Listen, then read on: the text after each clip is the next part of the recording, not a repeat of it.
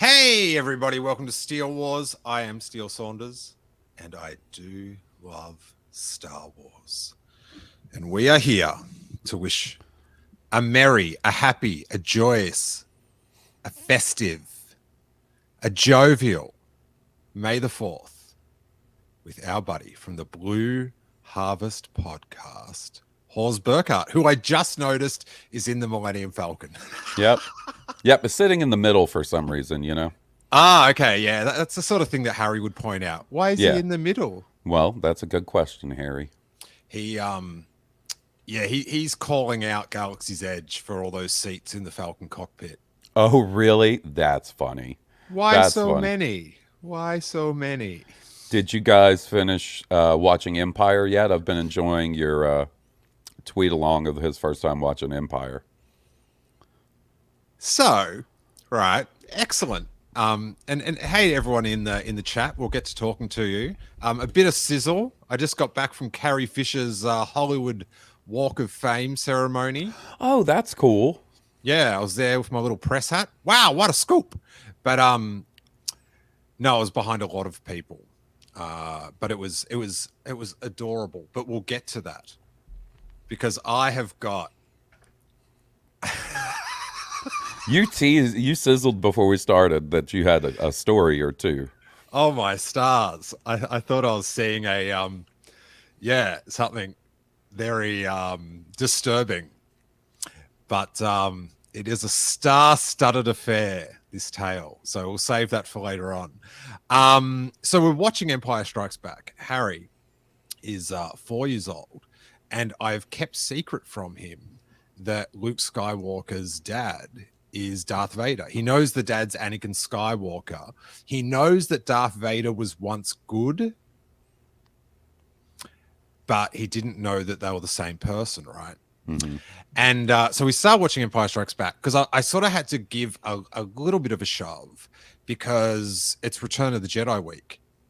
And they're showing in LA and other like hashtag blessed places Return of the Jedi. And so I was like, oh, like what? Like this is maybe be the only opportunity for him to see it for the first time on a big screen. Mm-hmm. And especially, I went and saw the whole original trilogy last week in the torturous seats of the El Capitan. Oh, my stars. I've heard those aren't comfortable. I've actually heard that before. Man, my thighs hurt the next day. My buttocks were strained, Hawes. Sheesh.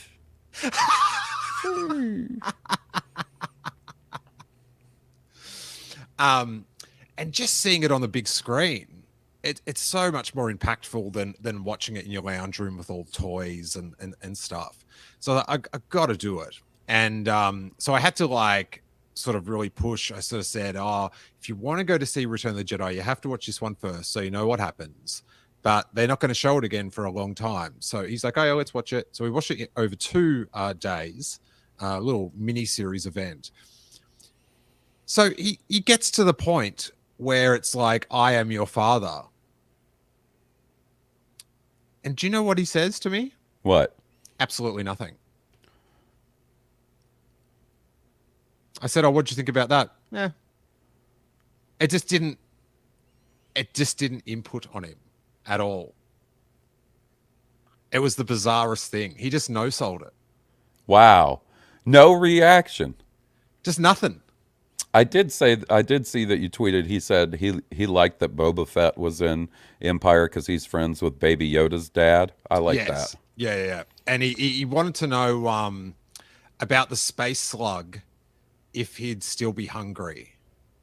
That's cute. He's got a real he's a big fan because we've got the little puppet up here, the little hand puppet that they did at Disneyland. I don't know, it must have been like 10 years ago. Mm-hmm. No, probably longer. But and so he loves that. And so when he sees it like in a picture or in the Lego game or whatever, it's the best. And so after the Millennium Falcon got away, he's like, Will he be hungry? And then he's like, why doesn't he eat rocks? Eat rocks, Sluggy. Eat rocks. That's pretty cute, buddy. But what have you done? Any special Star Wars week things? Have you tonight? 400th episode of Blue Harvest, so that's a pretty special Yeah. thing. Yeah, we got our live stream tonight for episode 400. Yesterday, sort of leading into today, I streamed some Jedi Survivor, and then Will and I played some of the Star Wars Fortnite event, which is very fun and very, very cool. And then when 2 a.m. rolled around, I watched the first five of the Vision shorts. That's about as much as I could make through before I needed to go to bed. And you're saying number five's a banger. I thought they were all really good. Five was the standout for me. It's my favorite of them all so far. Ooh, Really good. okay. I haven't seen any yet. I don't have, like, I'm not blazing with Vision's hype. You should be, cause Oh, really? yeah. Listen, buddy. I like the fifth one, but the third and fourth one they're all pretty good to really good, but like three, four, five back to back to back, really good, really good. Okay.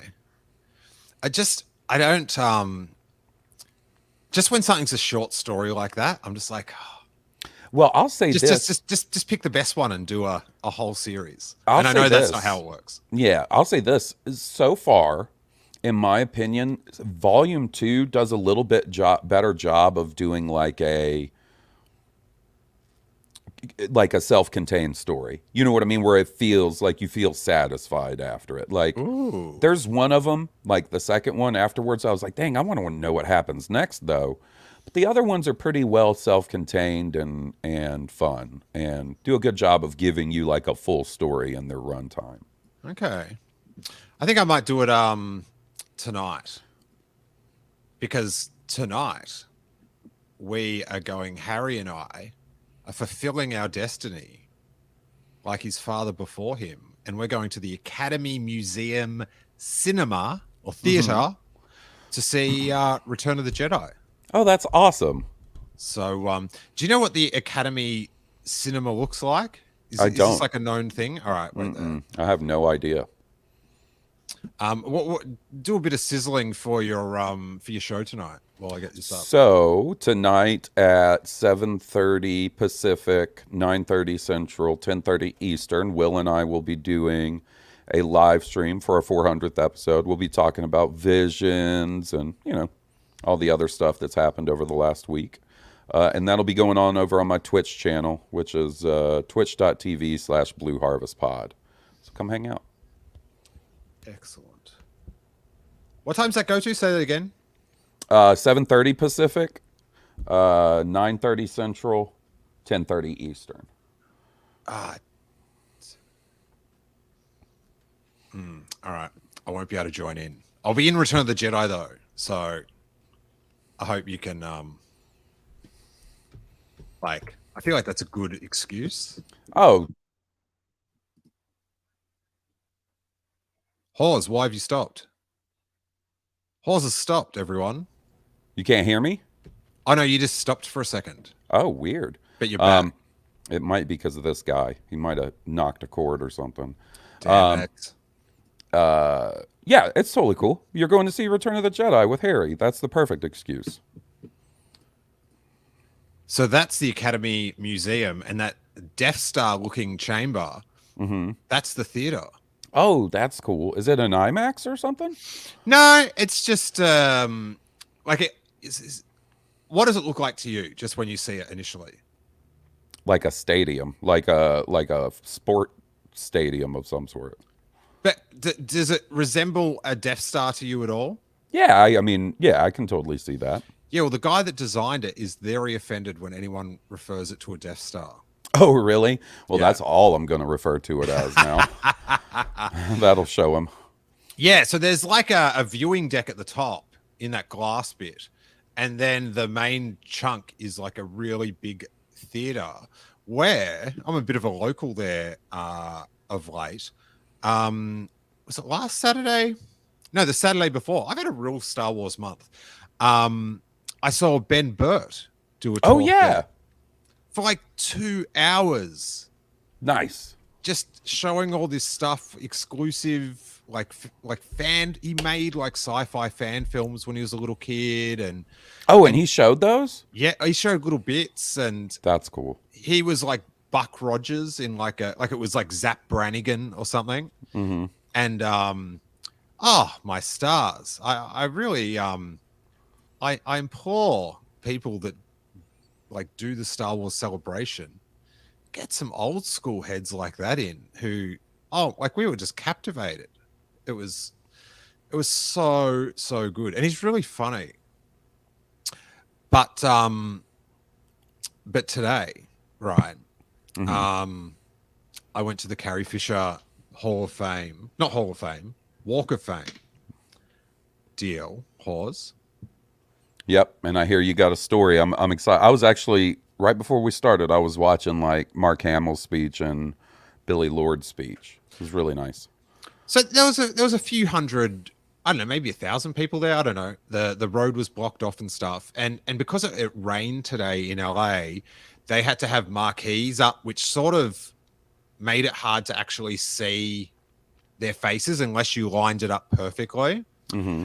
Um, but yeah, Mark Hamill said some nice words, and it was like really nice story of meeting Carrie Fisher and stuff. And but then Billy Lord came out, and she's just the coolest. Mm-hmm.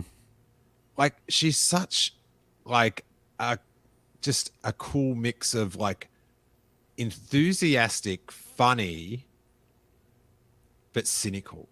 Right. Like yeah, and she just gave the best speech about her mom, and talked about how she went to like Comic-Con when she was just sort of working out what she was like and stuff. Oh, you watched the Mm-hmm. speech, yeah. Yeah, yeah. Yeah.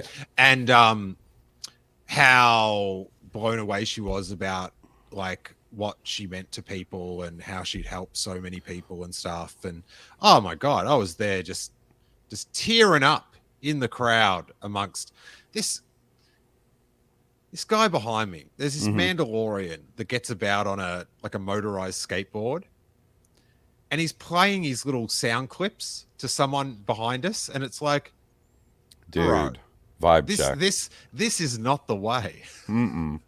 Mm-mm. What did you think of the speeches? I thought they were really nice, man. Um, I saw that there was some sort of hubbub between Billy Lord and the rest of like Carrie Fisher's brothers and sisters this week, and I thought that was kind of silly. But when it Oh, all comes down to it, I really liked hearing, yeah. both the speeches. I, They were both really good. you so behind the building, it's sort of like it used like the Jimmy Kimmel entrance. Mm-hmm. And so behind there, there's all these like fences with like tarps over them, and all the autograph hunters, which are all like, they're resellers. Mm-hmm. Um, they sort of hang over the fence and try to get autographs for posters to sell on eBay and stuff. And they do this like it's just such a bizarre Hollywood thing. To look over the fence better, they bring little ladders, right? Mm-hmm. But then the regular guys, um, they're so savvy, they've got bike locks, and they lock their ladder onto the fence so it's there for them when they come back the next day. So there's That's there's this alleyway with all these ladders bike mm-hmm. locked to the fence, like a bike rack in France or something. It is, and get your autographs, whatever. But then there's these like people trying to film with their phones for TMZ or whatever, Right, right. and like Kathleen Kennedy's there, and she's signing autographs over the fence. She signed for quite a while, I got to say. And this bottom feeder from TMZ with a phone is yelling out, "What do you think about Carrie's brother and sister not being invited? What do you think about it?" And it's just like she just kept saying it, and it's like, oh my stars! That's classless. That's trashy. I don't like It, hearing that. it's It's the trashiest of the trash. Yeah, that's pretty. Bottom feeder was the correct term to use there. Um, but yeah, the whole thing was beautiful. Again, you couldn't see much because of the marquees because it rained. And Billy Lord, she's just the best. God, she really seems to love Star Wars. Yeah, right. Yeah, she's just so yeah, she's just got just a good tone. So big ups to her, and her speech was it was so good. So as I knew where the autograph people were going, and I was like, well, I may have brought a "Have you seen him" sticker and a texter, and I was like, if there's a chance, there's a chance. And but yeah, I saw Kathleen Kennedy come out and she signed, and I think Mark Hamill went out this other entrance that you couldn't, so whatever, right? So I'm just like, okay, that was awesome. I'm gonna go home and podcast with Hawes. And so Kathleen Kennedy gets like escorted away from the autograph people and into her car, which is actually the car is in the car park we're standing in. So then more people going up and trying to get autographs and stuff. And I thought it was a Tesla, but it was a Porsche that looked like a Tesla. So I'm not sure what that's, but it looked like she was chilling in the car. Right. And she like you watch Succession and they're always getting driven around. She's just driving by herself. Nice. Okay. Just a lady of the people. Love it. So she's trying to pull out of this car park. And I'm walking down to where my car's parked. And we just happen to be going the same way, right? And she pulls into the street between the high school and Jimmy Kimmel. And it's, quite congested. And then this car, like, pulls out in front of it, like a van is trying to get across the street, but just pulls out in front of her. So it's like she's blocked. Now, have you seen the movie Heat? Yes. This is a way you set up a heist. Yes. Yeah. Yeah. And I'm watching it going, oh my God. Are the geeks and gamers about to jump out of this van? Is it instead of J6, it's May the 4th? I was like, oh my stars, what's going to happen? But what did happen was the traffic moved and the truck got out of the way and she just drove. But for a few seconds there, I was like, whoa, I might have to step in. Yeah, you could have been the hero of the day, buddy.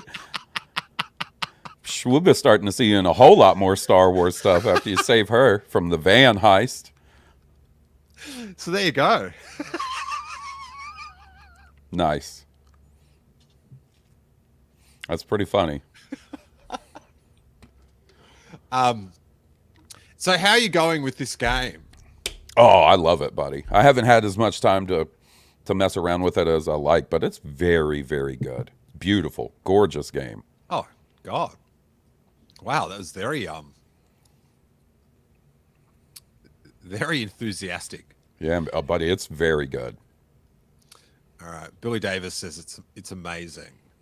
You sent me like I wanted to watch the movie. And it was like 6 hours, but that has to be the game. No, buddy, it's not. That game, I'm estimating maybe 40 hours to complete it, like do everything. So right? There's 6 hours of cutscenes. Story content, I definitely. No way. Yeah, buddy. Oh, I have something to tell you that I think you'll enjoy. So, like when like you get on this main planet, right? It's called Kobo. And it's kind of like your hub for the rest of the game, where like there's a cantina you can go in and rest at. You can get and there's these things called rumors. You talk to people and they'll say, "Hey, I heard, this something's going on over there. I heard there's an old abandoned bit of space gossip." Yep, and it opens up little side quests that aren't necessarily part of the main story. So I get this one right. Do any of them involve nanobots? So far, no. Oh, so far, no. Thank the maker. So I go to this one. This lady's like, there's some prospectors that went into this cave. They never came back, and I'm too afraid to go check it out. So I'm like, well, I'm going to go check it out. And I go and I'm looking. Hawes puffs up his Yeah, Jedi chest. I got this. And I go in, I check it out, and you drop down into this pit, and there's a Rancor down there. And he is very hard. Like, so it came out almost a week ago. I just now beat the Rancor last night. So what's in the cave? Why are you going into the cave? To investigate what happened to the lost miners that were in there. This is like a mining planet. Okay. There's So they got eaten by the Rancor, yeah. Yeah, that's the answer. So why didn't you just leave? Why'd you have to fight the Rancor? Because he's a Rancor. Well, yeah, I'm going to fight the Rancor. But your mission was just to find out how they got lost. Well, and you also got to make it safe for people to go back in there, right? Just don't go in there. The mines are not meant to be old mines. Okay. They're not safe. So he's really hard, right? He's got this one move that just kills you instantly. I just he grabs you and eats you. I imagine you playing it tonight and just like going, oh, Steele's ruined the game. Why am I here? Why am I in here? But the whole point of this. Why did I kill that Rancor? The whole point of this story is, so I'm having a really hard time fighting him. I'm talking to some of my friends who managed to beat him, and my buddy Jeff goes, "Hey, have you noticed anything laying on the floor of the cave?" And I'm like, "No, I don't think so." And he's like, "Yeah, see if you can't pick something up that's laying on the floor and throw it at the Rancor." And he won't specify what it is, right? So I go in there again, and sure enough, there's bones. And you know the scene when Luke uses the bone to wedge the Rancor's mouth open? No, not aware of it, no. Okay, well, that happens in Return of the Jedi. You'll probably notice it when you go see it tonight. Oh, sweet. You can grab those bones with the Force and throw them into his mouth, and he won't be able to chomp down. It'll get stuck. It's a little nod to Return of the Jedi. Loved it. I thought it was so neat. So you force a toothpick in there. Mm-hmm. Oh, that's a horrible power when you think about it. It really is. Because that's one of my I fear that having like I don't even know what lockjaw is, but it sounds it sounds terrible, doesn't it? But getting something stuck, like you'd imagine you could get like a toothpick or a chicken, like a drumstick. You could maybe get it wedged, and it's wedged in such a way that it won't come out, but you can't. Yeah, that's exactly what I did to that Rancor, buddy. Well, exactly. It's cruel. Well, listen, he's a Rancor. We could have been friends. Have you seen Guardians of the Galaxy yet? No, it doesn't come out for everybody else until tonight/tomorrow. Ah, okay. Do you want to tell everybody about the text I sent you? Very concerned. No, I don't, because it would lead too easily into a spoiler just by how we talk. So but Hawes did send me a text. Very concerned. As soon as I saw that Steele got to see it, I was like, I got to text him about something. Toro Calican is not in it, but boy, he killed it in the offer. Oh. he was great. He was great. Yeah, so this screening I went and saw at El Capitan. God, it was fun. The detail that you see in the background on these films, when it's because you're so like, you know, the scene and you know the dialogue, but it's like the increased thing is just the image size, just to see wall panels and did you know, right, when Obi-Wan finds Luke in that that ravine thing, on the rock wall behind him there's like rudimentary rectangles scraped into the wall? I did not know that. I have never noticed that until I saw your tweet about it. Imagine me in the cinema. Oh, woo! Everyone's hanging out for that stormtrooper hitting his head. And come on, like, what did you do when R2 was behind the rock? And there's a few scenes I want to know what your reaction is in a packed theater for a Star Wars marathon. So R2 behind the rock. the CG Rock. To be honest, it didn't even click. Oh, wow. That's impressive. Yeah. Um, Um, I Let me ask you was. this. I'll tell you something though.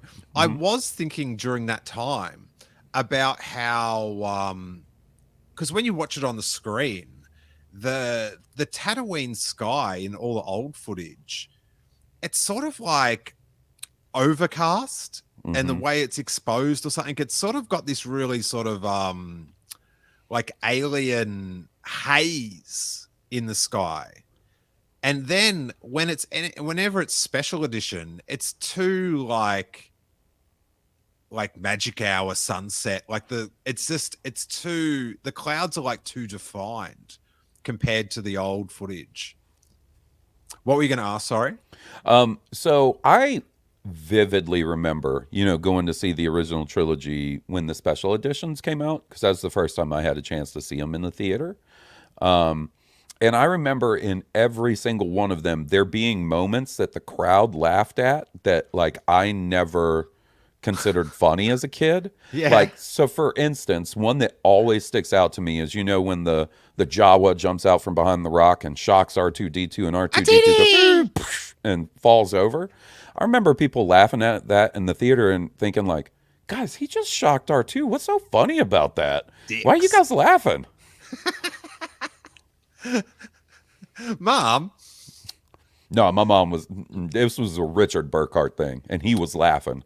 I was like, "Oof, betrayal." I tell you what got a big laugh was that when Han Solo works out that like it clicks that Mm-hmm. they're brother and sister on Endor. Mm-hmm. That was a mega pop. But God, that special edition footage, it just it has not aged well. Even like the Death Star attack stuff at the end. That stuff's probably the most Yeah. uh like the best, but like the Tatooine stuff, just like at the time it was so rad to watch Mm-hmm. because you were just like new footage, but now it's just Oh, it, so like this one, I can definitely see what you would mean by like the approach to Mos Eisley. Like yeah, when yeah, they're yeah, coming in and there's like the Ronto and the all that stuff going on. because you're watching it and you're getting reminded of, we didn't all see in 1977. I sure didn't, but it reminds you of your youth, right? Mm-hmm. And then this bit clicks in it and it just reminds you of the late 90s. Like I'm a little boy, and then like I'm 22. It's That it's makes just sense. very jarring. But the Jabba the Hutt thing, oh, God bless it. It's so amazingly bad. It's the perfect apex of good and bad. Dude, Boba Fett mean mugging right into the camera at the end of that scene is pretty rough. And I'm a Boba Fett guy. It's so It's pretty rough. You know what's funny? It was when I was a kid and that came out, right? So that came out in 97, right? So it would have been 14. Mhm. So, I knew they were reincorporating a scene that they had already shot that just didn't make it into the film, and, like use computer magicry to paste Jabba over the guy that was in the suit. I had no idea that Boba was an extra addition on top of it. I was like, I'll be damned. They had Ah, Boba in that scene back in 1976, and he didn't make it till the final cut. Look at my dude. I had no idea until years later. you thought he got bigsed. Mm-hmm. I sure did. All right. Cammied. Um, where is it? I just had it here. Here's I had to record this bit in the cinema. All right, you ready? Okay. Yep. We're off to the Mos Eisley Cantina. Wait.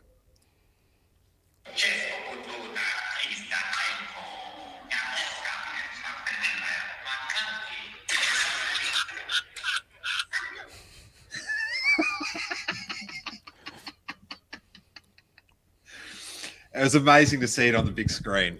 McClunky. Yeah. Yeah, what's even crazier to think about is that version is way different than the special edition version we saw back in the theaters in '97. With There's the been some. bizarre little red bow bow. He's nuts. How's Steven Spielberg, like it was in the the Twitter news that Hmm. he did some interview and he said he really regrets changing the Guns to walkie talkies and yeah, in ET. ET, yeah. Hmm. But oh, it's it's so weird. It's such a weird, like, the Star Wars quagmire or something of, like, he just kept making it more how he wanted it, which was worse to everyone else because we were in love with his imperfect version. Hmm. And it's like the longer he's around, like just on his last day, just edits in McClunky Yep. signed, no edits, baby. To me, I love the George out the door being like, you know what I've always wanted to do? Get Ben Burt. Can we get McClunky in there before I sign this over to Disney? Can It's we delay this meeting a couple of hours? it's akin to like you're selling a house, and on the day you hand over the keys, you like Oh, this place is haunted. no, See no, ya. no. You do a giant bit of business in the toilet, and you don't and you don't flush it. Like you just like leave it there. It's like it was his last little Star Wars thing to do. He's so bizarre. You know, I can't remember exactly, but when they put those, so those versions all went up on Disney Plus when Disney Plus launched, right? That's when everybody discovered McClunky, That was right? McClunky Day. Yeah. Yeah. I'm pretty sure Pablo was like, "Oh, I see everybody sees, whatever version." Like I think he called it the 2011 version or something. And I think it might have been something they were working on for a 3D release cuz remember the idea like they did Phantom Menace 3D and they were going to do all the other movies in 3D. McClunky. So I think it really was like some very last minute like they're working on these 3D versions that all, got canceled besides Phantom Menace. What a unit. What a unit. Um, Someone asked in the chat, where is it? Oh, here we go. Sam, did you guys see the new Kenobi Funkos revealed today? Are you guys picking up any of them? Hawes, have you seen them? No, I haven't. Is there a Ajax citizen? Is it Funko Kenobi? Let's see if that brings up news. 2 hours ago? No. Oh God, is this? I don't know what's recent. I'm hating life now. I never should have done this. Here, I'll Oh see wait. if I can find it too. Actually. Text Corey. No, he texted me. Oh, okay. So look at this. I only own Snoke Funkos, by the way. Yeah, I got out of the Funko game a couple of years ago. I kept, a small selection. I don't really see myself, diving in. Yeah, I really don't like them at all. But it's a great company, and they've got a great headquarters store in Hollywood. Like I love going. Like it's like a little theme park. Um, but yeah, I've got two Snokes because he Because he's Snoke. oh, and they did like a holographic exclusive that they gave me, and but Snoke translates to Funko pretty well. I feel like. Yeah. So I'm looking at these. Corey is certainly excited because I see some clone troopers here. Dude, check this one. Little Luke with T16. Okay, that's not half bad. That's pretty good. That's pretty good.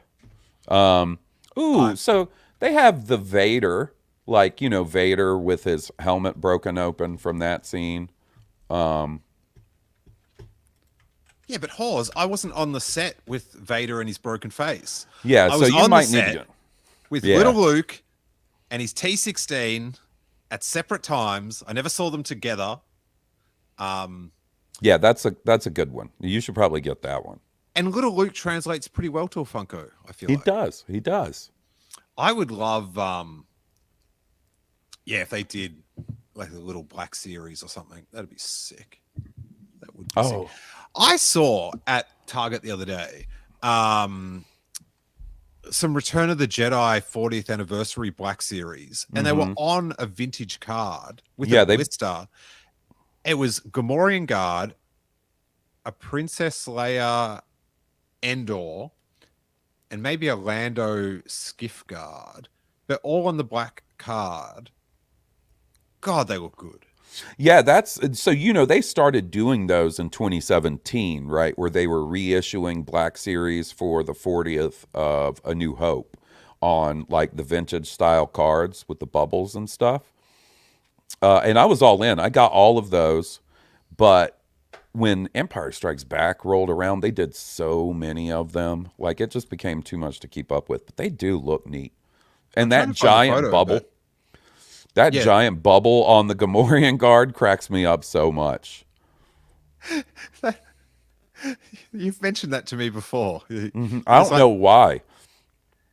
the but they look so much. Those new Black Series boxes are brutal. They are. You know they're already stepping back on those. Have you heard that? Like people have complained so much about those windowless boxes that I think beginning next year, they're going to be doing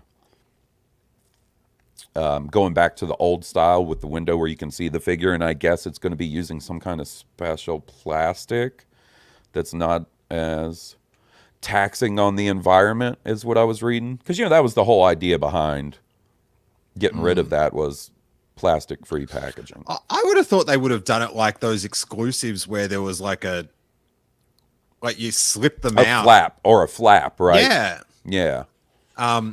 But those the ones on the card, oh, they They're real look good. good.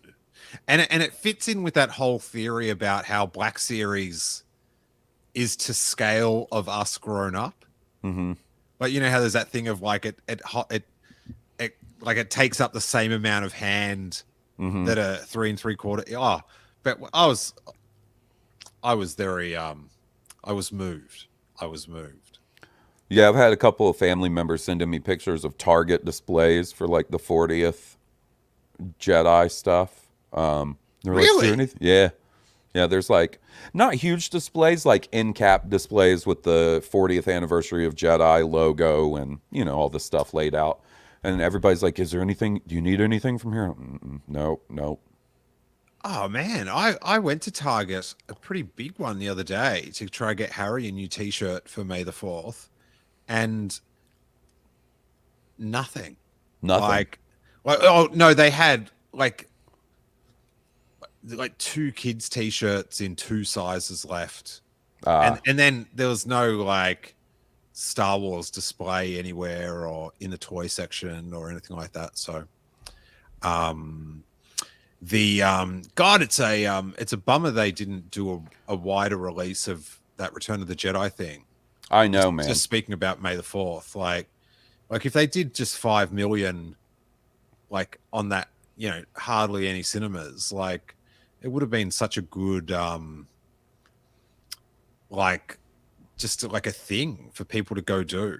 That like, they really should be encouraging that sort of, because you go even if you go by yourself, you might like meet other people that are in, like it sort of breeds more Star Wars fans when you're exposed to the culture and the like the costumes and all that sort of stuff. And Mm-hmm. I don't know. I feel like they should show at least one of the movies like every May the 4th week. Like give people something to go do, and like a group experience. That's I loved all the cheering and the Mm-hmm. even the like the kids ask. You could hear kids asking questions and stuff like that. Yeah, good form. Yeah, It's crazy to think that they did do 5 million and with as limited as it was. And so it would be really fascinating to see what a wider one would have done. Yeah, well, I haven't heard many stories of people going. Oh, Hawes just sent me the little end cap thing. Hmm. Um, yeah, everyone I hear from seems to say that there was like lots of people in the audience, but because they did one day where they showed the whole trilogy, and it actually, which was really cool, by return, like it was like I don't know, like 3/5 full for Star Wars and Empire, but Return of the Jedi was like Packed. like sort of 90% full, and yeah, God, it was good. God, it That's cool. was. Yeah, I would have liked to check it out, but not in the cards. Not in the cards. Not in the cards. Hey, this Damon Lindelof thing. Oof. What? Why off? I've got complicated feelings about it. Really? I'm a big Okay. Damon Lindelof guy. Like, Lost is my favorite show of all time. So the report is that like I always find it weird. Like I found it weird that they're like actually saying the actress that Right? he wanted Helen Mirren to play an old Elderly Ray. elderly Ray, Now, which listen, like how yeah, go. I was pretty bummed to hear that he wasn't on it anymore because Damon Lindelof, like, I don't know a lot of directors and writers, right? I'm not that guy. But Damon Lindelof is someone I've kind of wanted to be involved with Star Wars since JJ signed on for the first movie. I remember thinking, like, oh, I wonder if they'll get Ah, Damon Lindelof to write it, right? J.J. Abrams was there today. Oh, nice. So I was pretty bummed when, he's like most of these, oh, this person is making a Star Wars, oh, now they're not making a Star Wars announcements, haven't really bummed me out. Like the Game of Thrones guys, good riddance. Damon Lindelof bummed me out, but I got to tell you, I have not turned around on an idea more than when I read that report that it was going to be an elderly Ray played by Helen Mirren. No disrespect to Helen Mirren. I don't like that idea. I don't like that idea one bit.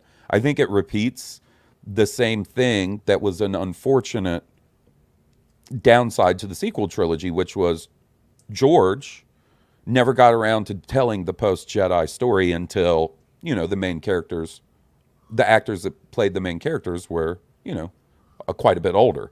Mm. And why repeat that when you have Daisy Ridley there and you can tell that story with Daisy Ridley and you don't have to set it decades later. You can do 15 years. Like, who is that? Hello? Hey, buddy.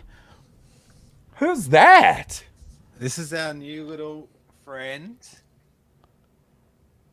is I love him. this is Max. Hello, Max. He's a little rescue Persian. Oh my goodness. Look at that guy. Yeah, I haven't really I hadn't told you about little Max, but Well, he made himself known. Hey, buddy. I I'm still waiting to get the right photo of us. I So gotcha. I that's why I gotcha. haven't hit the all important I've got a cat announcement post. But look at him, little grumpy. Oh my goodness. I love that guy. And he was a bit standoffish on the first night, but now He's clearly warming right up. he's warming us up in bed and stuff. So he's a little champ. What is how old is he? How old is Max? Do Well, they know? they're not sure about 4. Okay. Okay. Still a young guy. Yeah. Um. All right. There's lots of comments about Max. Mm-hmm. He's trending in the chat. Hey, Walter, come here. You got to meet Max. I like this one. I want to treasure that Hawes reaction forever. Sorry, I couldn't help it. Emily says she saw Jackie's pics, but wasn't sure if she was a foster or a permanent pet. No, he's yeah, like we adopted him from I got to get all the terminology.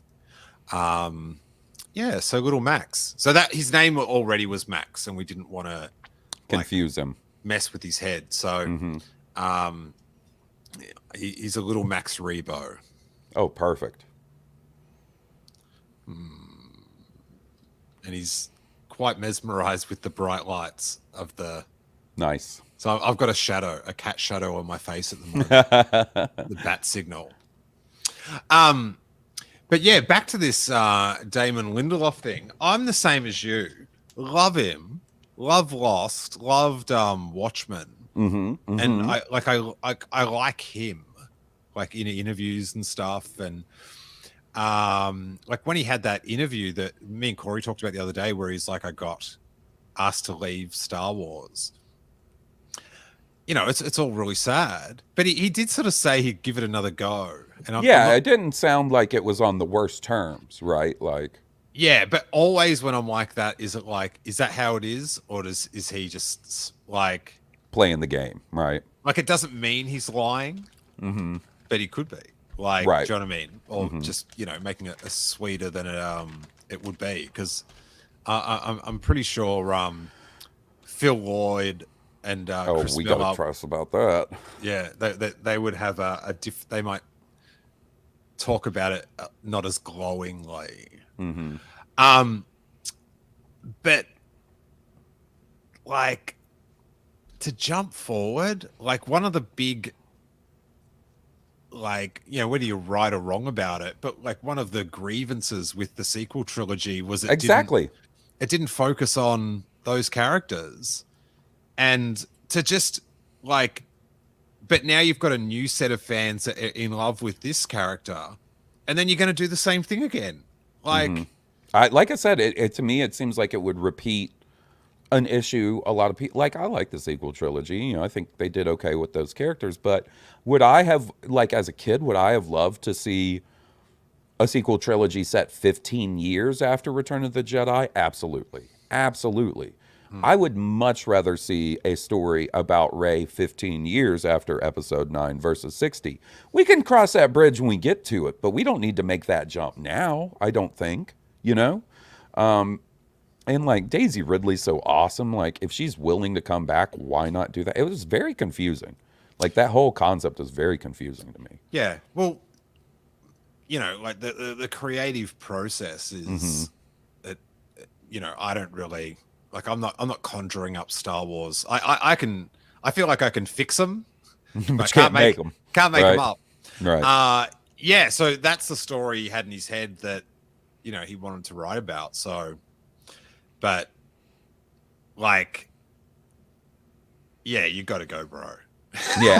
Listen, and like I said, I've never turned around because I was legitimately bummed. I was like, dang, this one actually sucks. Like, but yeah, when I heard that, I was like, well, maybe it doesn't suck after all. And like, obviously we're not in the meetings and the talks about this, but given the timeline as we saw it, right, through rumors and everything, like Damon Lindelof's not working on it anymore. That story came out like less than a month before Celebration, right? Hmm. And then Celebration comes out, like, clearly they course corrected with that concept pretty quickly.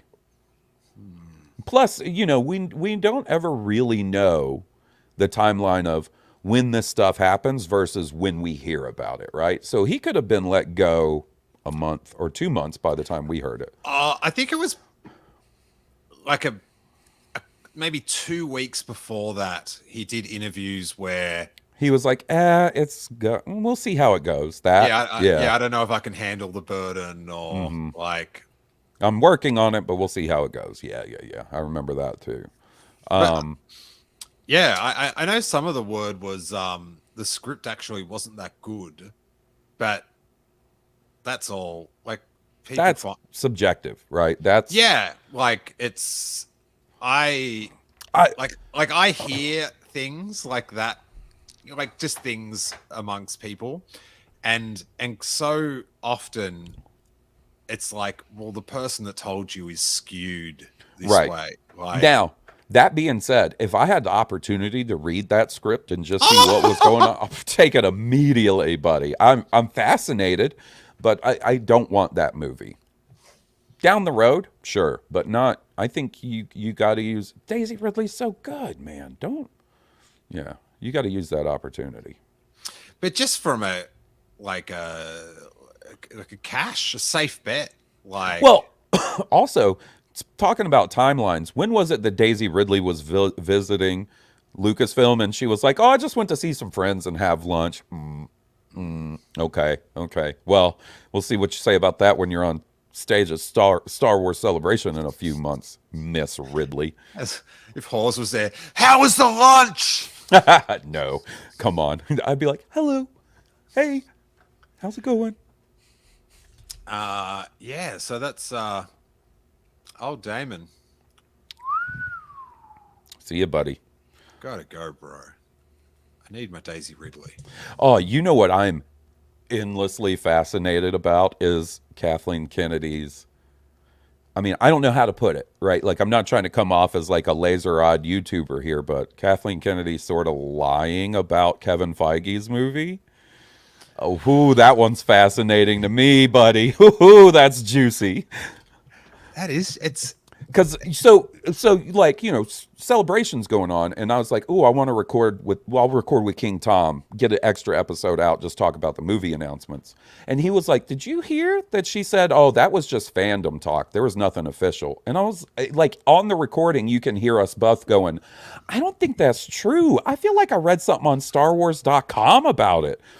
And I was like, I think she might be trying to pull a quick one on us with this. And then like I saw Aubrey post a clip from the Star Wars show where they're talking about Kevin Feige signed on for a Star Wars movie.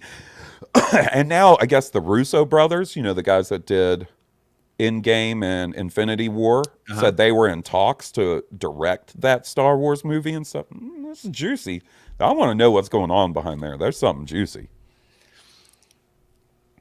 Yeah, it's like that's what goes on in her life.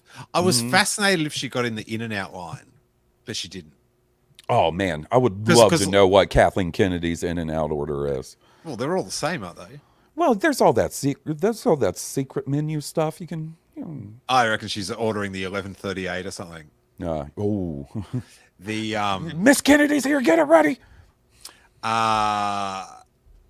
Yeah, that is such a bizarre thing.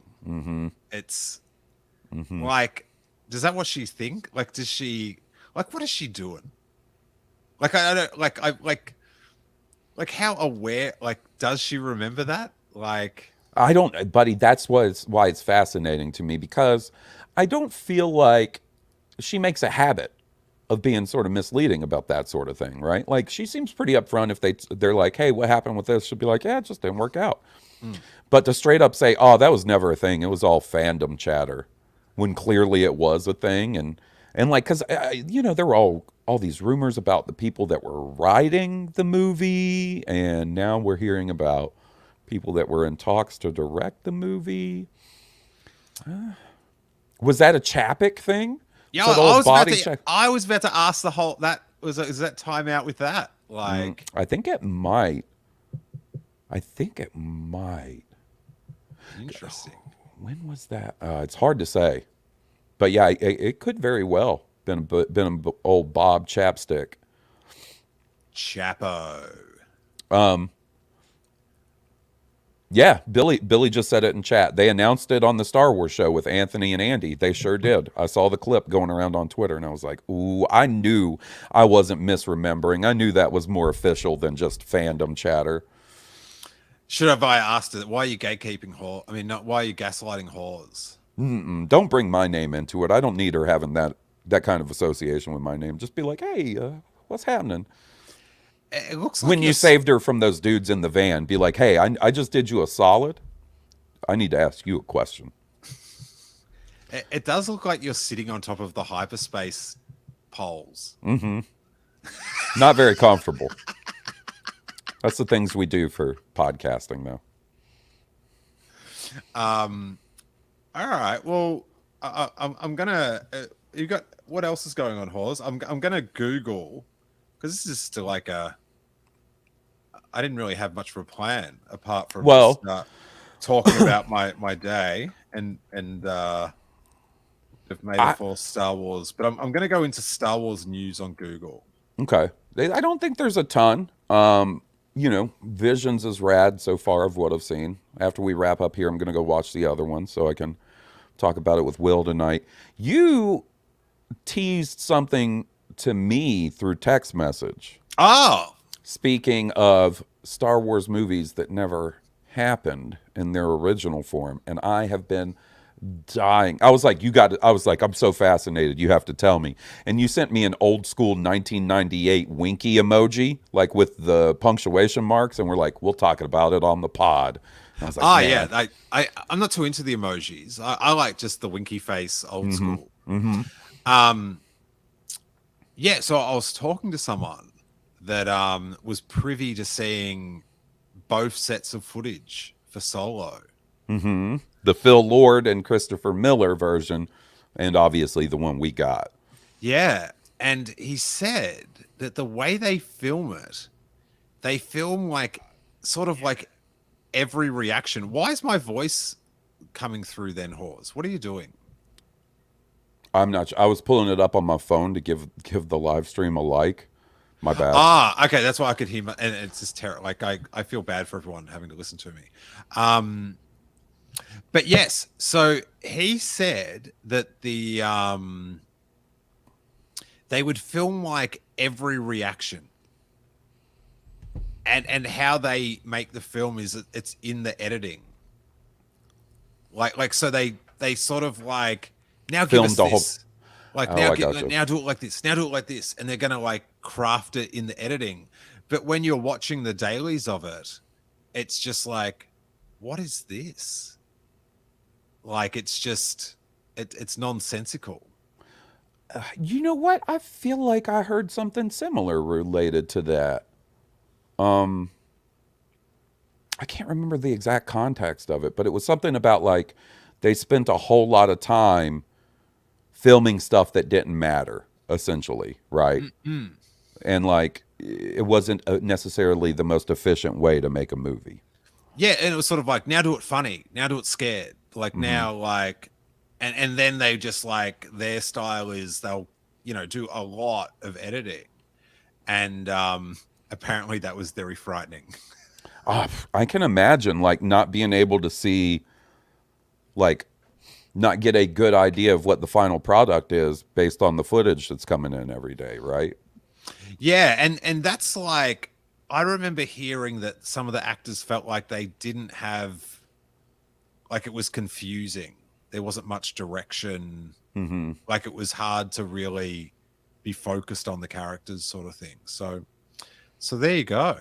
Did he have any insight, or she, whoever this person was, have any insight into how much of the footage in the final product was theirs versus Ron Howard? Oh, he said, and I quote, they made it twice. Oh, so they made the whole movie twice. Yeah, which I don't think they actually did, but Probably like close. Probably pretty close. yeah, yeah, I don't know if I think they started doing that car chase. They did the car chase Hmm. before Ron Howard was there, yeah. Yeah, we know of some stuff for sure that was at least attempted to be shot before they were there. I think there's a scene in Solo where I think you can see obvious difference between the two footages, and it's the scene when Han is talking to Beckett on Mimbam, like before he's joined their crew, when he's trying to like call them out for not really being Imperials. Mm. Like so it's Han talking, then it cuts to Woody Harrelson, and then it cuts back to Han, and his hair is different. It is, and not just like a little different, it's a lot different. And I think that's one of the things that was maybe spliced between the two versions. Interesting. I wish I could, I wish I had that exact scene on hand, but like Okay, I let me ask you a question. mhm. They let you in the vaults. You can watch the other footage of Solo, or you can read Damon Lindelof's Star Wars Damon script. Lindelof script. Oof, love it. Me too. Yeah, because this is the thing. I feel like if they were like, okay, well, here's all the Lego guys solo, based on what you said and stuff that I've read before, I have a feeling it would be like 3 hours of watching Alden Ehrenreich go, huh, like just make different reactions over and over. Damon Lindelof's script, that is like, that is the holy grail, just to be able to know, like, wow, this really was a bad idea, or dang, that could have been cool, you know? Mm. You know, that Alden Ehrenreich, he, if it wasn't for Star Wars, he would probably have been my neighbor. Really?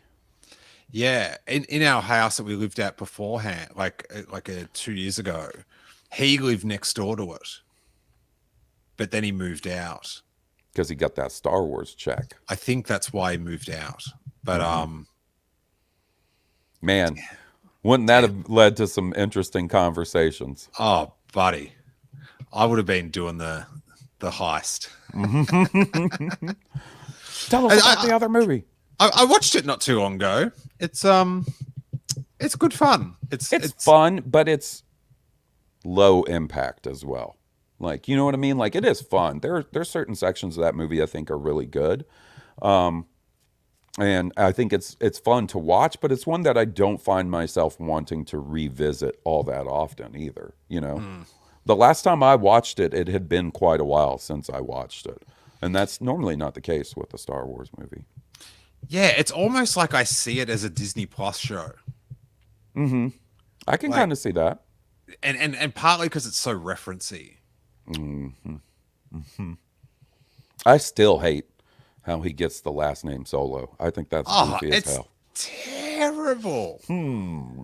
Han Solo. Okay. All right. And All it's right. it's just so lame. Like it's like you don't have to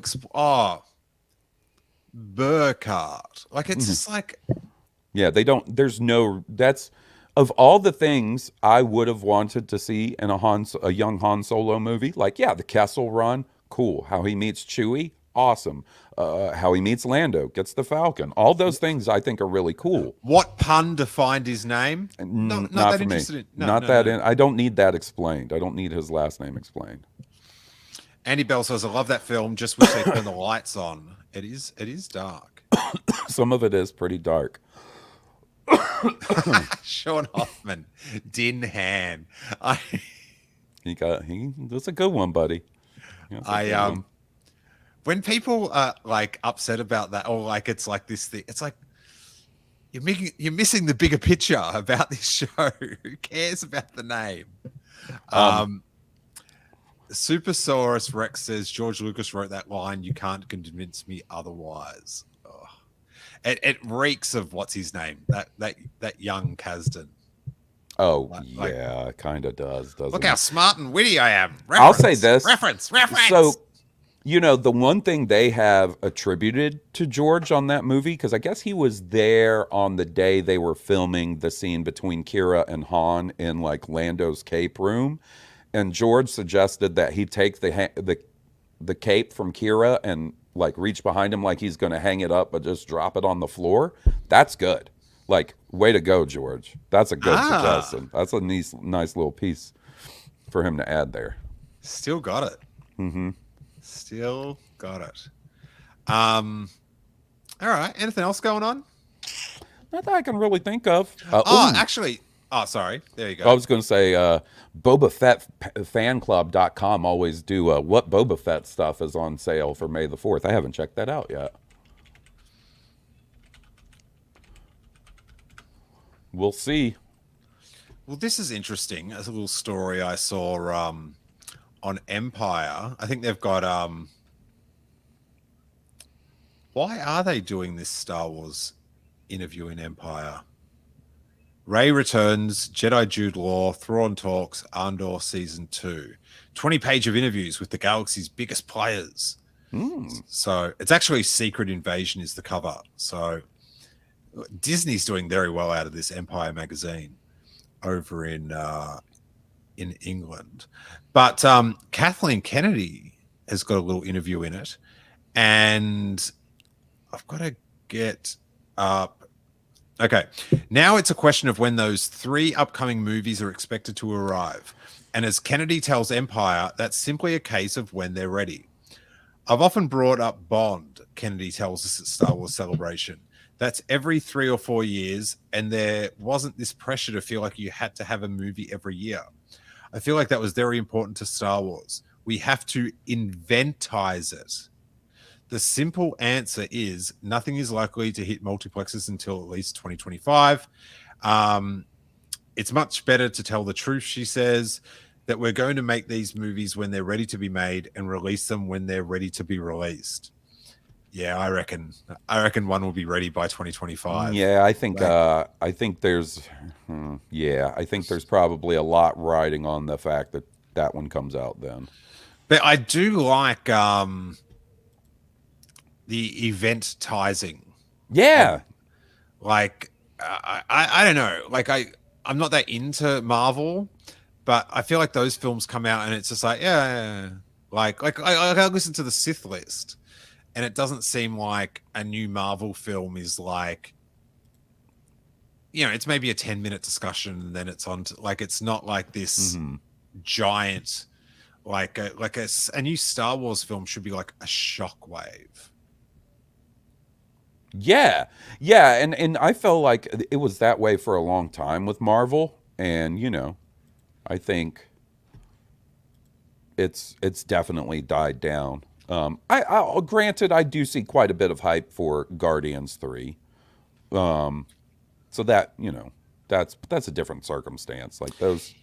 Yeah, but I just feel like I don't know. I feel like they've also like lost their way with the merchandising and all that. But in those first like 3 movie years, like there was this year build up, Hmm. like trailer, bit of merch, another thing. Like it really built up. And then when Solo came out, like, whatever it was, 5 months after The Last Jedi, like I remember, like, I went to the premiere and I was still just like, this is coming too like I'm not salivating.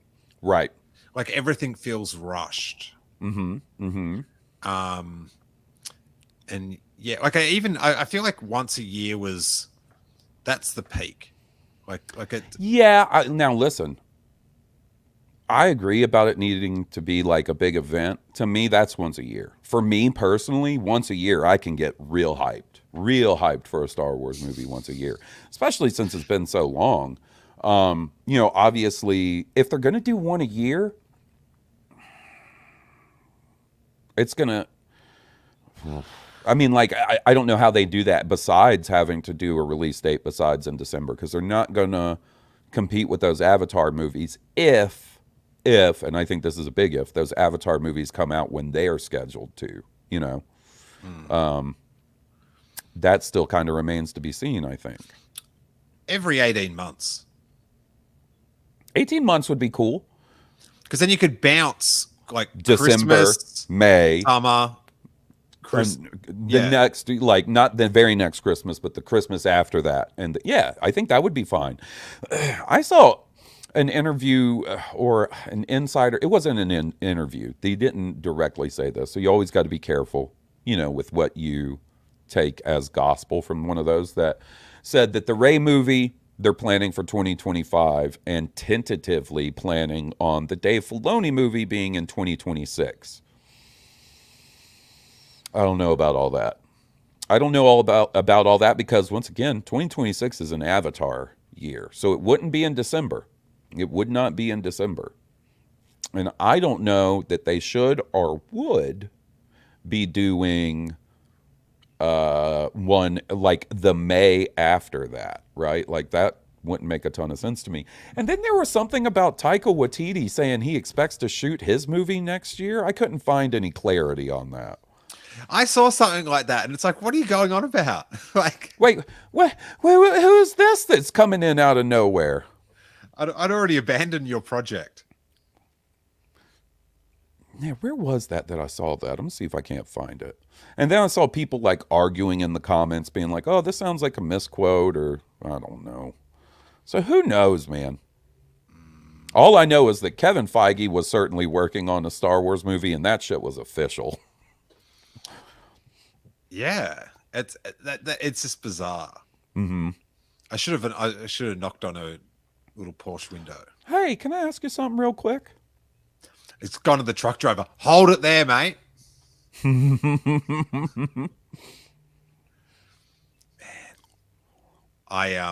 I should have jumped in and just said, "Listen, I can help. I mean, just hear me out. I know I've jumped in your car in a Hollywood alley, but come on." Hear what I got to say, okay? Just 1 second. All right, Hawes. Give us the sizzle on tonight. How do we? So, at 7:30 Pacific, 8:30 Central, 9:30 Eastern, my buddy Will and I will be live live streaming. That one Sorry. got me. No, it got me. Supersaurus Rex has commented. Here comes Taika with the steel chair. Um, Oh my god! we'll be live streaming our 400th episode on our 8-year anniversary. We've been doing Blue Harvest for 8 years as of today. We'll be talking about Visions, probably some Survivor, all this other stuff. And, taking voicemails and emails. That'll be at twitch.tv/Blue Harvest Pod, or you can go to blueharvest.rocks for all the other links, social medias and stuff. How long are you going to go for on the stream? It's tough to say, buddy. I'm thinking it could be an hour and a half, 2 hours, depending on, because we got 9 shorts to talk about, voicemails, emails, a little new boot goofing here and there. We'll see how it goes. Interesting. All right, maybe I'll see if it's still going when I come out. Okay. I can give you some spoilers For Return of the Jedi. Yeah. What did you think of all the have you seen all the Marvel ripoffs where it's like edited in the cinema and it's like Boba Fett will return? Yeah. The first one, I got a chuckle out of me where it was his hand popping out of the sand from Book of Boba Fett. And then I was like, guys, don't do this to me. I like the one that was like Max Rebo will return. Now that one's funny. Hey, I was talking to this guy on Twitter the other day. Mm-hmm. He was in that bar with Max Rebo on Book of Boba Fett. Oh, that's cool.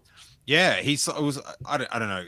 Us backgrounders, we all mingle, I guess. Mm-hmm. I don't know how it came up. I think I was like gushing about something about life on Kenobi, as I'm prone to do every 2 weeks or so. Mm-hmm. And he was like, "Oh, I was in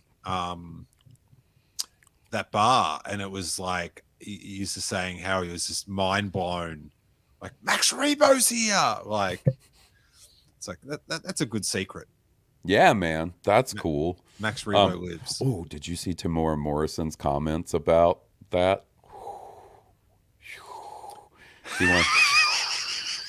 What is that noise? I was just happy to see that he recognized my disappointment as well. But I think people also took it out of context because I watched the clip from like the Q&A he did. Oh, and there he's was a like, video clip. Yeah, I'll see if I can find it and I'll send it to you. But he's like being Tamora Morrison about it. You know what I mean? Where he's like joking and laughing. It's not like he's angry, which is what a lot of people sort of tried to spin it as. But when he was like, I feel like he kind of came and stole 2 of my episodes, I was like, Yeah, I feel like he's in wrestling, they call it ribbing on the square. Mm-hmm.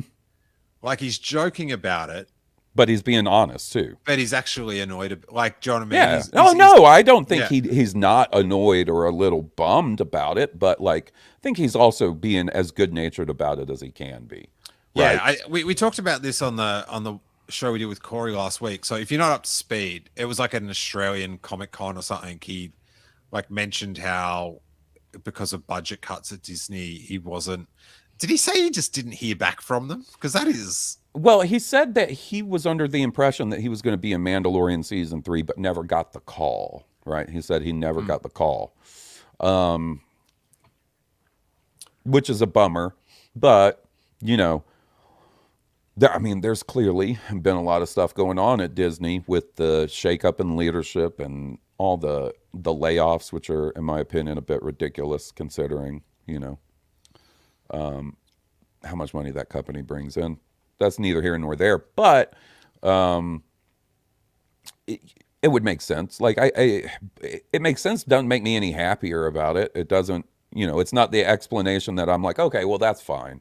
You know, It's nice to be validated, though. It is. It is because I'll tell you, buddy, people in my personal life looked at me like I was insane when I was like, guys, I've been waiting for this show all my life.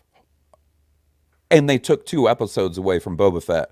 And like, people that aren't as ingrained in Star Wars as some of us might be would look at me like I was insane and be like, but they were really good episodes. I was like, that's besides the point. I don't even necessarily agree with that, but it's besides the point. The point is that they took 2 whole episodes away from Boba Fett in his own damn show. It was nice to get a little backup on that from the man himself.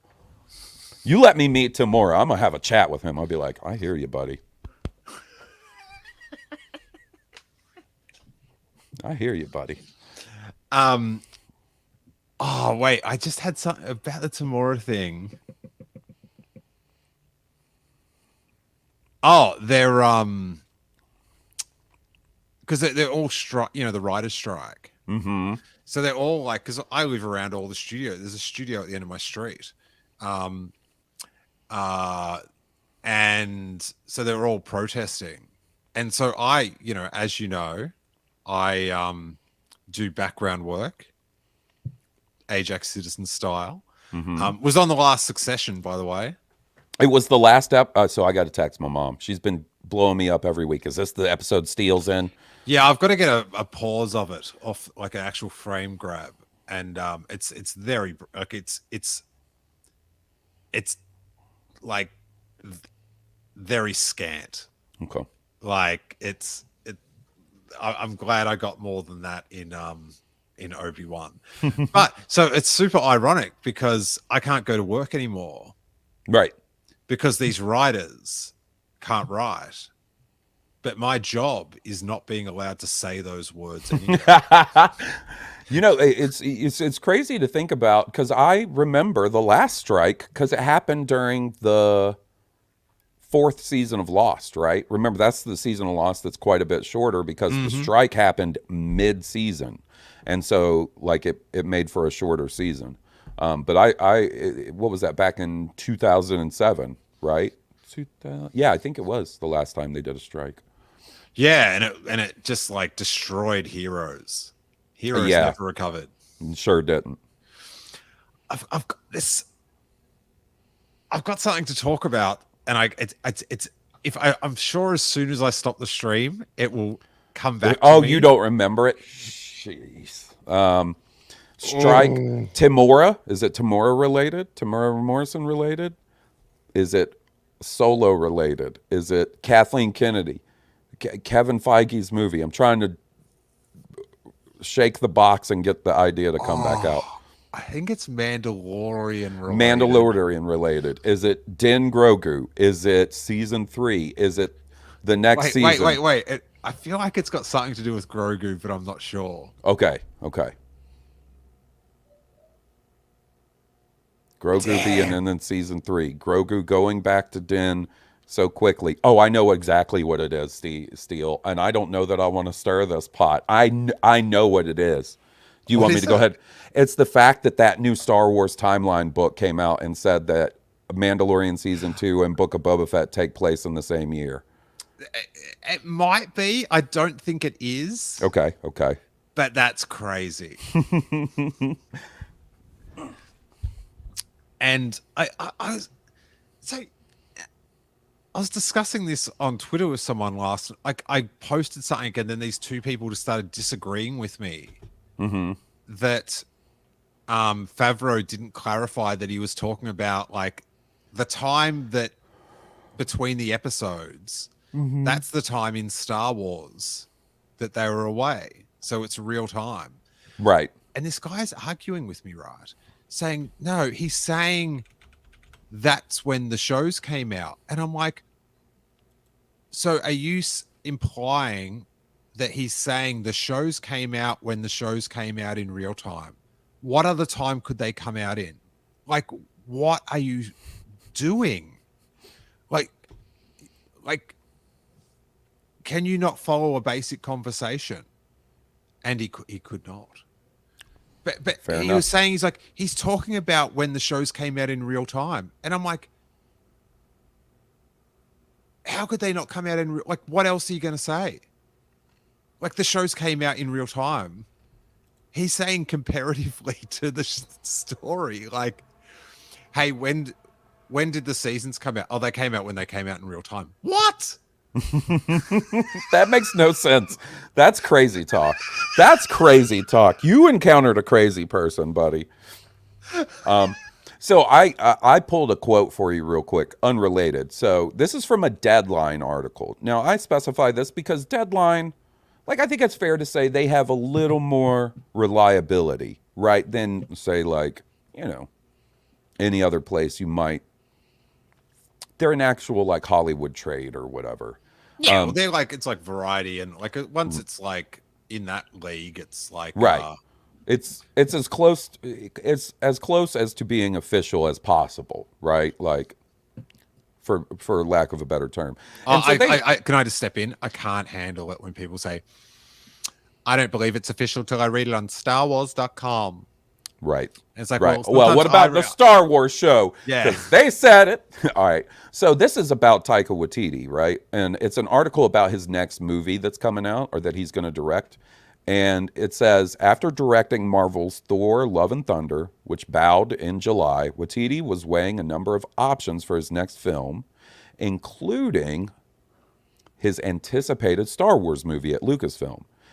He ultimately landed on Clara and the Sun, and once a deal closes, likely would make it his next film. As for Star Wars, insiders say he is still excited about the project and committed to direct it next year.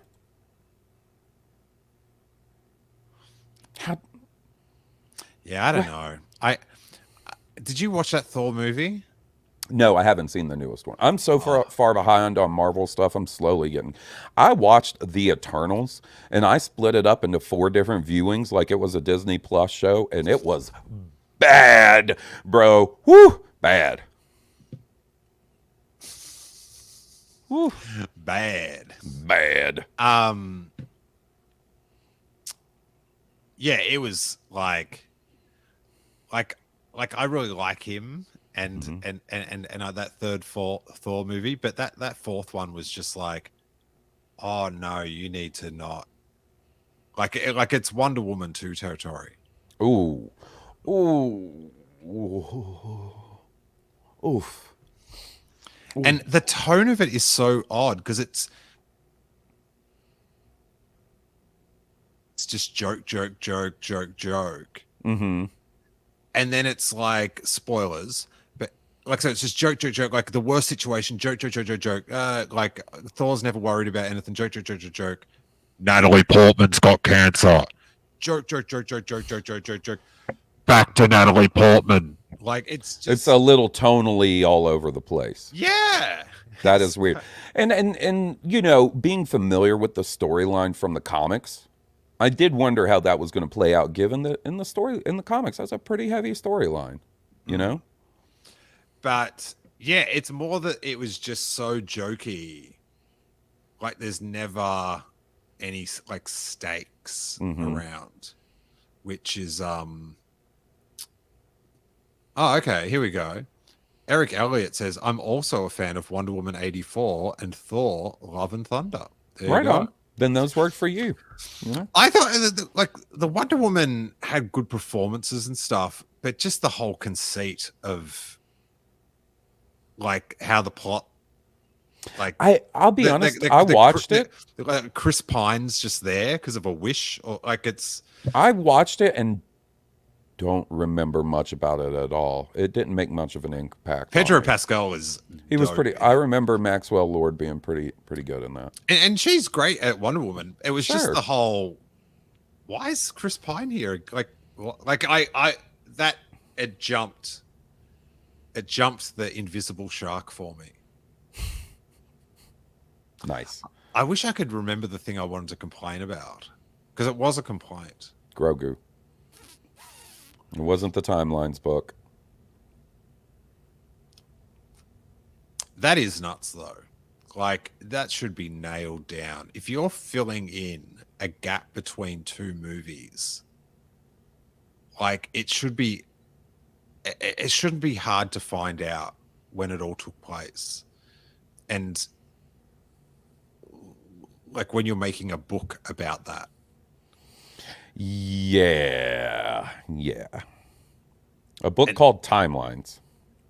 Yeah, like I think there was maybe some Kylo Ren, Ben Solo. I don't really care that enough about the book to like delve into it, but like to get the time it took that they were apart wrong by 90%. There's a 90% difference or something. Like Yeah, I is it mean, 2 months or 2 years? I wonder if the folks that worked on that book saw that interview with John Favreau where he's like, it kind of works in real time. It's been a couple of years or whatever it was he said. And we're like, oh no. The book's already at the printer. Oh Lord. You know? But then you hear I heard an interview with Timothy Zahn the other day, and it's like I have 10 years, 7 months, and 3 days to work with. But like, do you know what I mean? Like if he wanted to write a book between the last Thrawn thing and the next, That man, he said, listen, I got ideas. I'll write Thrawn until I can't write anymore. throwing it up, man. Wait there. I'll look at my tweets. It's just going to annoy me. Oh man, I wish I could remember what I was going on about. Something. Keep talking for me, Hawes. Please help me. Ooh, so I guess they have a making of Visions Volume 2 featurette up. I am definitely going to check that out. There's a couple of stop motion shorts in Visions 2 that are pretty stunning. Ah. One's a little goofy, but it's very in line with the studio that made it, and the other one is just the business. It's real good. But so far, Journey to the Dark Head is my favorite of the ones I've seen. It sounds like a Stone Cobra album. It sure does. Buddy, you want to hear something? You want to hear a text I sent to Steve of Stone Cobra? I said to him, here, let me pull it up. I said, hey, buddy, I've watched the first 5 Vision shorts, and they're all pretty good. You should watch the 5th one, Journey to the Dark Head. It's stunning and absolutely your kind of shit. Also, great name for a song title. Ah. Yeah, I can't remember. I'm pretty sure it was a Mandalorian-ish complaint. I'm not sure. But I tell you what's been lingering with me is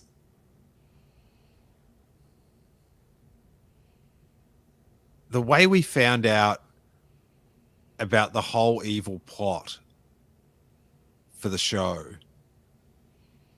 after it had been foiled. The whole evil plot. You've blown up my force-powered clones. Oh, I see what you're saying. I see what you're saying. Okay. Yeah. Like there's just, they're really bad at building stakes and hanging on to those stakes to like pay off. Yeah. I mean, I think this season had more of a problem with that than past. Listen, I'm hoping that's just like I know I keep going back to this but it's because it's my favorite show. Season 3 of Lost is my least favorite season of that show, but they course corrected in my opinion. Much like Eric, said that he's a fan of that Wonder Woman movie and that Thor movie. I'm a fan of the last 3 seasons of Lost and how Lost ends. That's not, I'm kind of in the minority there.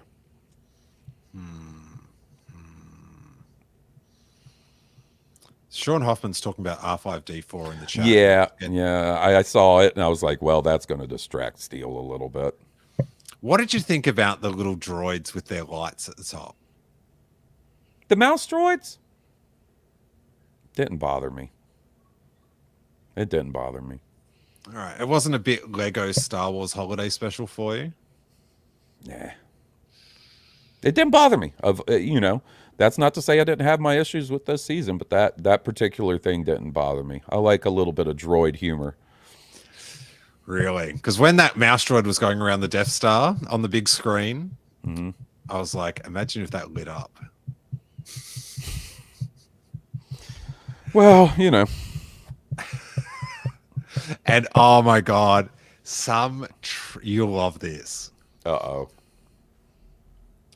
Some troll in the crowd during Star Wars when R5D4 first appeared cheered. Oh, I bet you were steaming in your seat. Oh, The unpopped kernels of popcorn in your popcorn bucket started popping. You were so steamed. Woo! I was irate.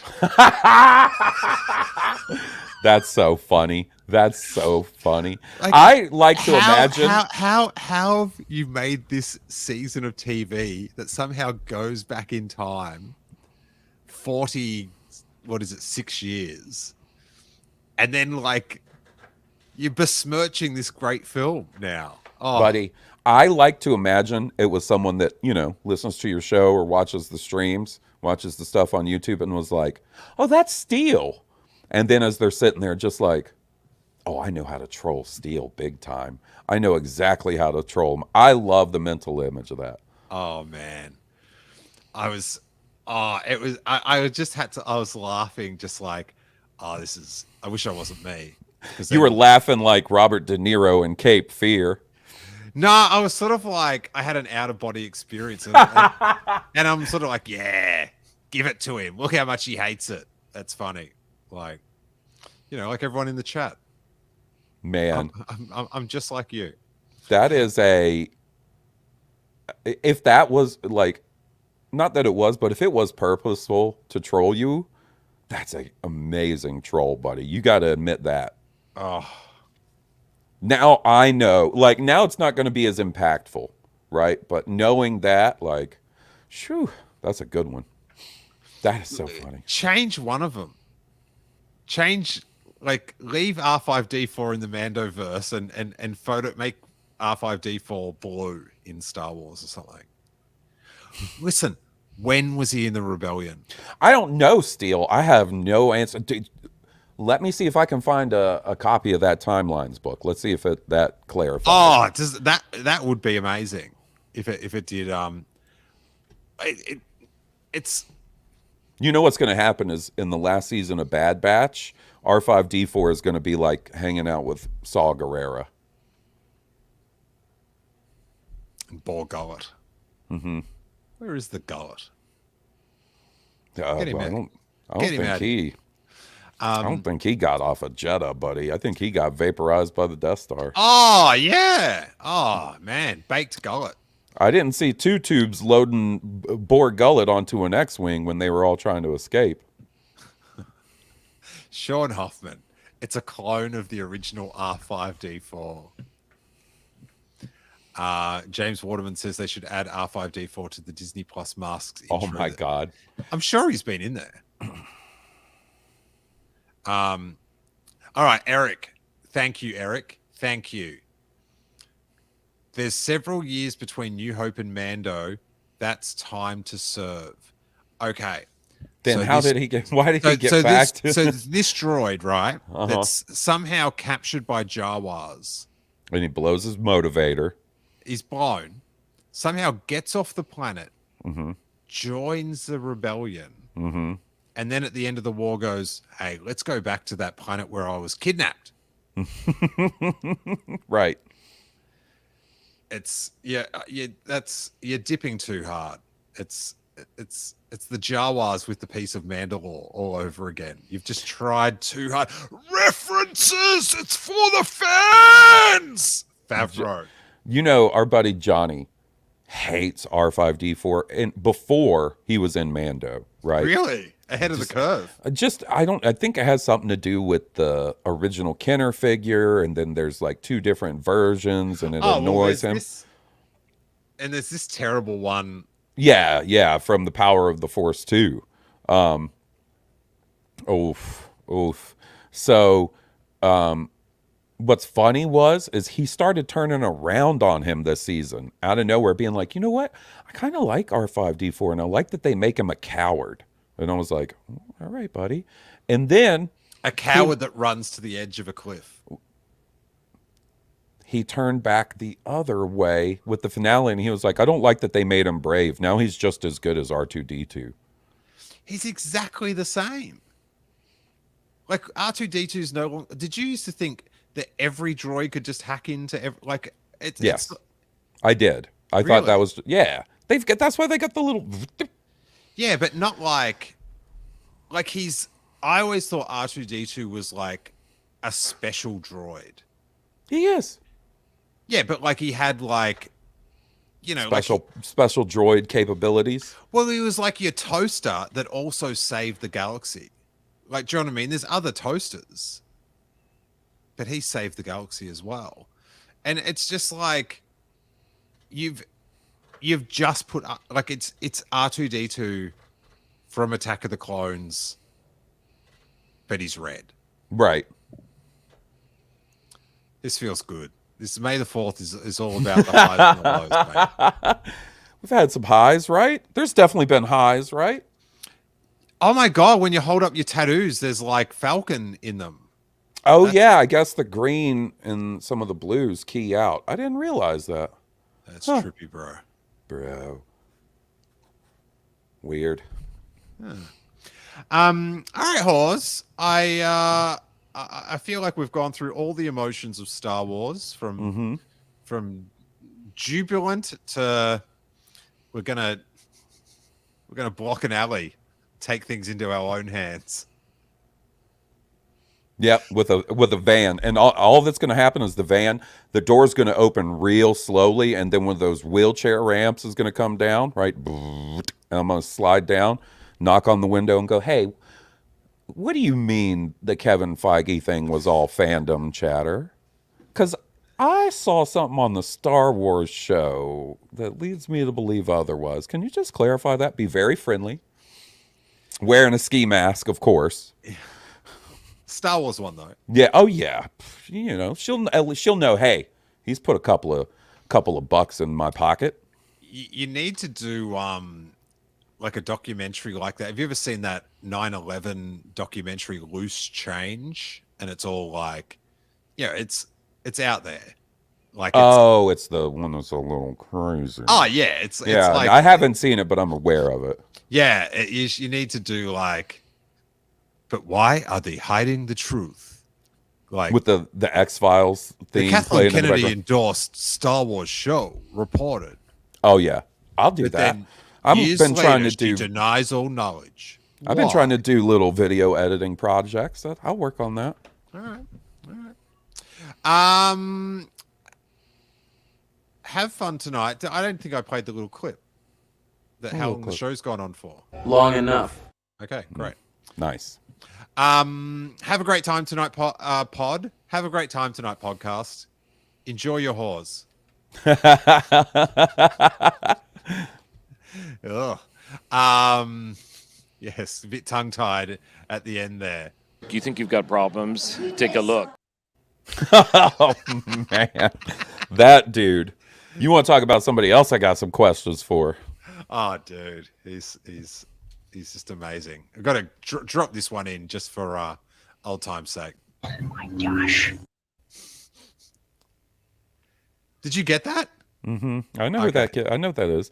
You know, somebody put a link in the Blue Harvest Discord to some like charity auction that's going on, and one of the items up for auction is that kid's Star Wars play sets from the set of the show he's on, the Goldbergs. And I was like, ooh, I should send this to Steele. And I totally forgot until just right now. What? So like all the props that were on the Goldbergs, because you know in the Goldbergs, he's a huge Star Wars fan. All the prop toys. Yeah, like his character in the Goldbergs, huge Star Wars fan. Okay. And in his room on the show, So he's does he got all play- the old So he plays Bill Goldberg's son. somebody. Yeah, he's got a real neat tribal tattoo on his back too. Always asking who's next. In the show, in his bedroom, there's all the old Kenner stuff, right? Like Gotcha. as props. They're selling all those in a charity auction. I was like, Steele, that's old Kenner stuff, and it's that related to that kid from that Disney promotional video he loved so much. What would I want from him? Maybe his sweater or something. Maybe the spork he used. Hey, do you remember at Galaxy's Edge? Final thought before we go. In honor of Jerry Springer. They had Special cutlery. Yeah, these special space fork knife thing. And I think by the time it opened normally, They had all been stolen. yeah, they just like, oh, there's like, we've just got, so when I was there last time, it's just plastic knives and forks. Yeah, I mean, I haven't been yet, but I remember watching all the videos and being like, oh, that's cool. They got special cutlery. Now there's a bunch of Star Wars fans that have special cutlery that they smuggled out. I can't believe I was so honest. Right? Returned it right to it. Yeah, so I stole some plastic ones as revenge, Nice. but they're You just show 'em. regular. They just get it from KFC. Whatevs. Have fun tonight, Hawes. Hope Will everyone do. had a great May That Force. May that force be with you. See you guys.